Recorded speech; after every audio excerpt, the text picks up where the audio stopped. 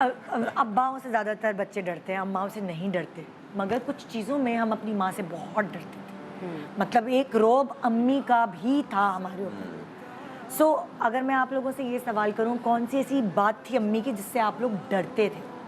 जैसे मुझे अम्मी के नाराज़ होने से बहुत डर लगता था, क्योंकि उनको मनाना बहुत मुश्किल था। वो फ़ौरन नहीं मानती थी, अब्बू फ़ौरन मान जाते थे, मगर अम्मी की पर्सनैलिटी ऐसी थी कि उनको मनाने के लिए बहुत पापड़ बेलने पड़ते थे, इसलिए उनकी नाराज़गी से बहुत डर लगता था। अम्मी का ये था कि वो कोई बदतमीज़ी या कोई ऐसी हरकत इवन बचपन से, मुझे याद है हम लोग सरगोदा में थे तो अम्मी को ढूंढते ढूंढते मैं अम्मी कहीं गई हुई थी, उनकी वीकली कोई गैदरिंग्स होती थी पूरे मोहल्ले में, जितनी औरतें थी सबकी, तो कभी अम्मी की तरफ कभी इधर कभी उधर, तो मुझे पता था कि हाँ वो 7 नंबर घर में है। तो मैं वहाँ चली गई, तो वहाँ पे एक बड़ा क्यूट सा बच्चा था, तो मैं बड़ी टेम्प्ट हुई। I think I must be around 9 और 10 या 8 इसी ब्रैकेट में थी। तो मैंने ना उसे उठा लिया बच्चे को, और उठा के उसे खिलाने लगी इधर उधर। उन दिनों ये फैशन था कि वो जो नीश होती है ना आजकल, तो उस वक्त वो सीमेंट के शेल्व्स होते थे और उसके ऊपर कपड़ा और वो एम्ब्रॉयडरी क्रोशे वाला बिछा के ऊपर डेकोरेशन पीसेस रखे होते। तो मैं उस बच्चे को उठाया जा नहीं रहा, उठा के मैंने कहा ये देखो ये टॉय है, ये है वो। तो उसने क्या किया, वो कपड़ा खींच दिया और वो जितने उस पे क्रिस्टल्स और पता नहीं क्या क्या सब गिर गए। तो दिस वाज अ मोमेंट, अम्मी को इस चीज़ से नफरत थी कि अपने बच्चों की वजह से मैं कभी एम्बैरस ना हूँ। अभी मेरा कसूर नहीं था, हालांकि मैं बच्चे से टेम्प्ट हुई, बच्चे को लेके गई, तो अम्मी को ये होता था कि मेरे बच्चे जो है ना उनकी सब तारीफ़ करें, कि वो हेल्पफुल हों।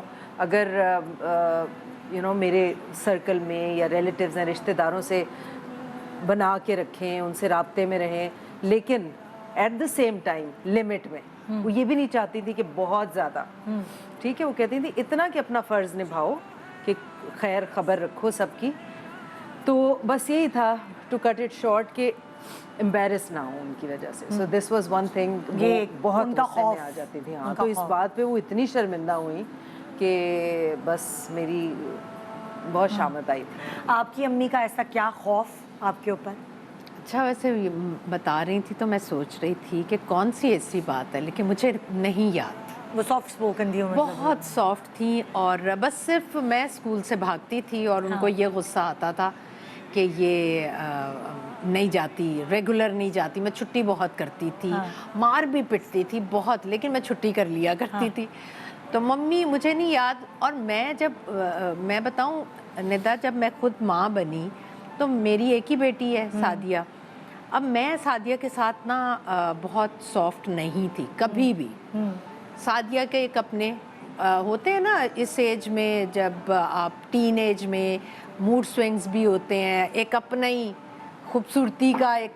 तो मुझे सादिया पर ना, मैं उसको हर बात पे टोकती थी। एक तो मैं साथ नहीं रहती थी ज़्यादातर इधर, मेरी अम्मी ने कभी नहीं टोका था, तो मैं उन्हें ना सादिया को टोकती भी थी।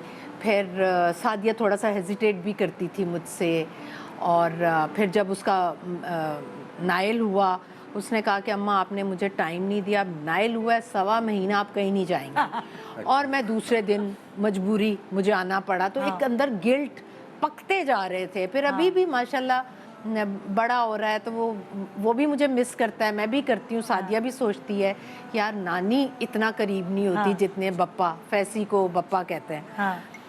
अब जाके सडनली जब मैं उम्रा करके आई हूँ ना, तो मैंने बहुत चीज़ें रियलाइज़ की कि मैंने ना बहुत कमी छोड़ी, अपनी तरफ से नहीं छोड़ी, लेकिन अगर कोई माएँ नहीं भी करती रियलाइज़, मैंने उनके लिए किया ना सब कुछ।